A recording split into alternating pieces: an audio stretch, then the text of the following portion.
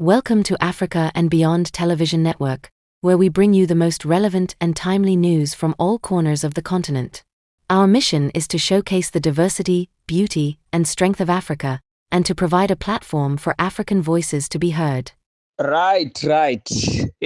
Mukasei comrades. Nhasi unoyu uri musi wa18 February 2025. Itirwai zvakanaka nashe kwose kwamuri worldwide. Tiri kuona kuti vakazembe vafunga kutora gwara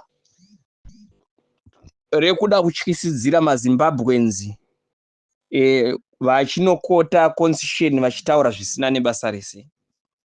Hatisi kumbofa takatyisidzirwa nakazembe nezvaanotaura. Anenge achitaura tsvina dzake achiadresa polisi achivapa masimba ekuda kuthreatena vanhu.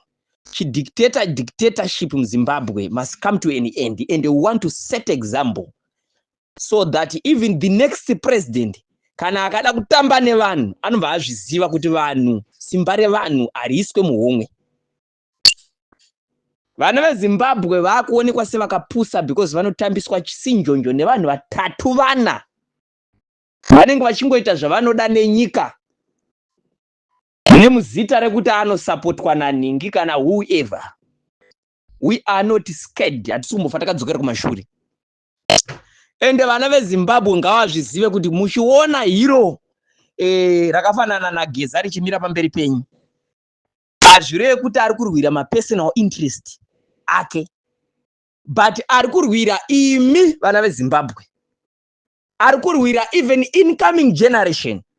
Haana chaanoda Geza we. He is very rich. It's the same man akatofanda chinhu che2017 akaburitsa something like 4 million. Saka makamuona paipe achiuya pamuri achiti ngatite zvinoti anofana kuteererwa nezwi riri pamusoro. Ndava haazi kurwira homwe yake, but ari kurwira Zimbabwe entire. Ari rich munhu weuye haazi munhu wokupema, haasi munhu wokuti ane chaari kuda kwamuri. Handibvazinzwisisa. Saka ziva izvozvo, musadivert attention. Iwe munhu mwana weZimbabwe now, zvibvunze kuti what are you doing about this struggle?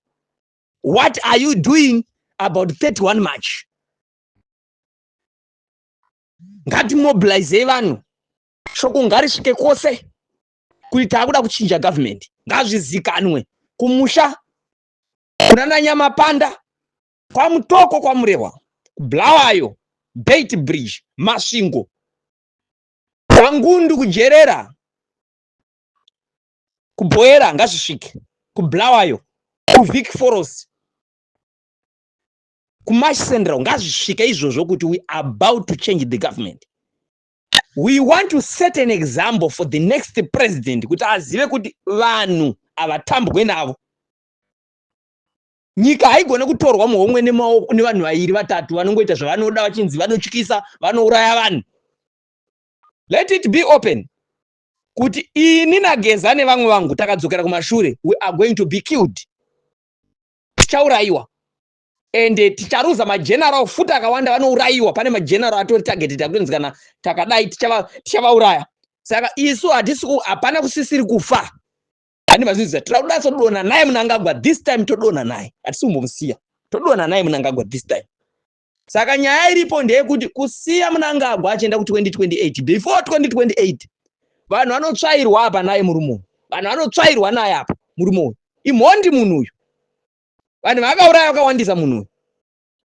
Hatitungamirwe nemhondi. Zimbabwe haitungamirirwe nemhondi kuita vange zvonzi haina vamwe vanhu. Ruzhinji rwenyika richitambudzika kudai zvinosemesa. Masivu 7 achikwepaira zvaari kuita izvo pasina mari. Kana ukatarisa bhutsu yemupurisa chaiye anopfeka so, unatsoona kuti akomanaka tiri kutongwa nemunhu asiriye. Ukatarisa bhutsu chaiye musoja anopfeka so, unatsoona kuti tiri kutonga nemunhu asiriye. Kutonga nyika kusvika masoja akuenda unogariswa pakadoma nepovo. Achireruswa kudaro masoja anofanira kunge achirespectwa. Masoja vanofanira kunge vanhu vaive vakatorongeka, ndo vanhu vasingabvumirwe kuwanika vachitambudzika kusvikira vachitukirirwa nyaya dzerendi nemalandlord. mwana womusoja anodzorwa kuchikoro unzi haana kubhadhara school fees anoiwana kupiwa mari school fees yekubhadharira mwana, then you expect kuti tofodha maoko. Ona musoja ari kwepa kana even uniform yacho ndeyakare kare yanzwa nekuwachwa. Varume, you don't know where you are going with this country. Enda zvako unozorora wakundika Mnangagwa. Hapana munhu aunopusisa kuuya pachivhitivhiti uchitaura zvinhu zvisina nebasa zvekuti ina handidi iwe uchidedza vanhu kupirika pfamu uchivapa maorders kuti itai zvakati. We know everything. Saka hapana munhu anopusiswa naMnangagwa nenyaya yekuti hanzi handisi kuda, I am a constitutionalist. Haazi constitutionalist munhu, haasi constitutionalist.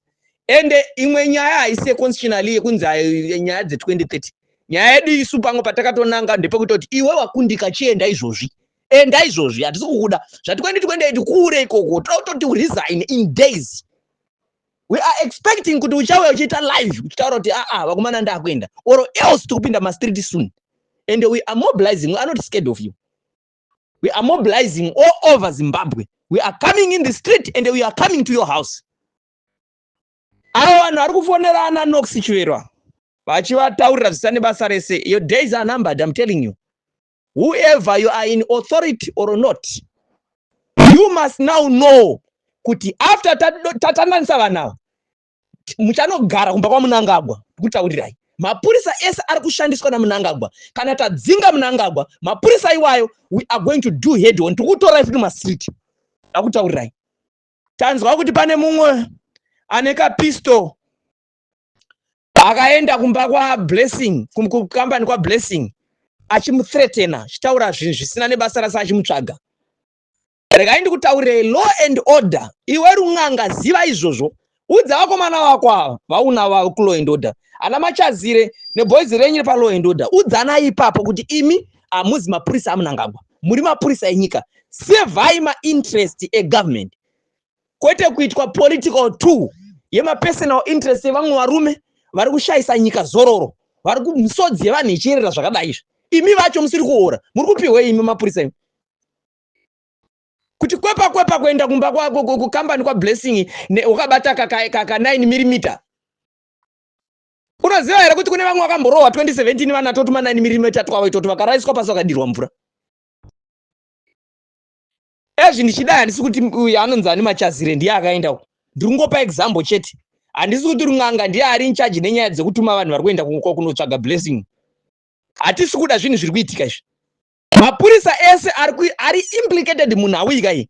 Patiri kudzinga Mnangagwa, imimi muchanogara kumba kwaMnangagwa kana kumba kwencheko cheko tinosvika. Nyaya dzekuswera muchi-intimidate vanhu muchifonera ana Knox ana Chivero, Knox Chivero muchimuthreatena upenyu hwake muchimutaura kuti muda kumuuraya. It's not going to work, guys. I'm telling you. Geza haana kana chinhu chaakatadza. Ndaka-explaina nyaya dzacho dzese.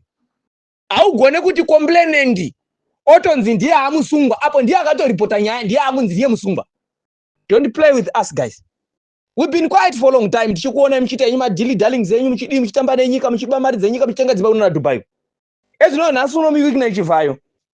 Akabvunzwa mari nevakomana kuZimra. Zvakanzi iwo nechikwere chaunofana kubhadhara nemari yaunofana kubhadhara iwewe about 1.4 million. Akathreatena vanhu kuZimra. Vakathreatenwa to last number. Ndine information pana. Chivhaya akathreatena vanhu kuZimra. Nekuda kuti abvunzwa kunzi iwe unofana kubhadhara 1.4 million. Inyika here yakadai so. Then we expect to test tinongoombera maoko tichingoti ngaaende ku 2030 hayi uri mwari here. Mnangagwa haazi mwari makamunyepera kana kune this time I'm not going to tolerate nonsense, and we are not going to tolerate nonsense. You're gonna see us other side of us. Zvokusikira muchitaura zvinhu zvisina basa rese, baba vanoenda chete, baba vanoenda chete. Kana maida mawo veterans pesa apa maiva kupi.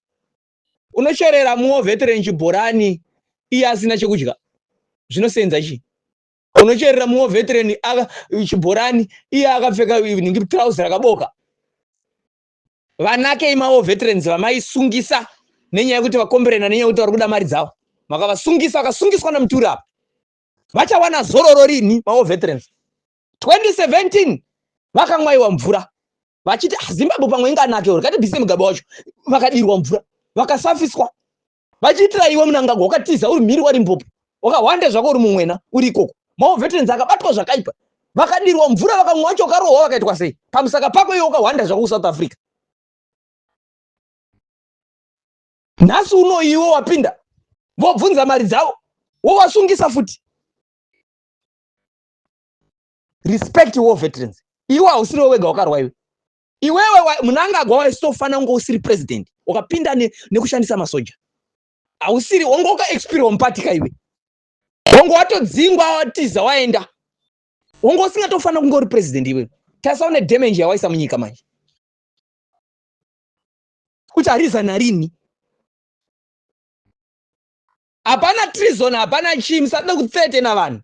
We are not scared of you. Tukuya ma street imomo soon. Tukuya ma street imomo. Zimbabwe yese chaya ma street in millions. We welcome you to Africa and Beyond Television Network, where we celebrate the past, present, and future of Africa. We invite you to join us in this journey of discovery and to help shape the narrative of our continent. Together, we can create a brighter future for Africa and beyond.